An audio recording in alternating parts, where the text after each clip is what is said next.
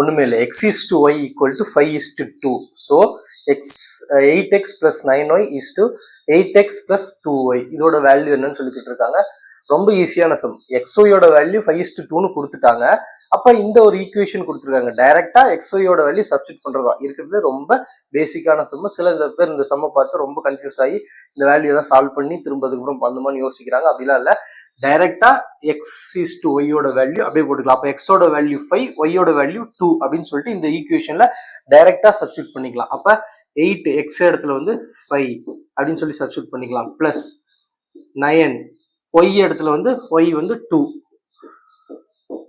is to 8 x ஓட value 5 plus 2 y ஓட value 2 டைரக்டா சப்ஸ்டிட் பண்ணிக்கலாம். 8 5 40 பிளஸ் 9 2 18. இந்த பக்கம் 8 5 40 பிளஸ் 2 2 4. அப்ப 40 பிளஸ் 58 is to 44.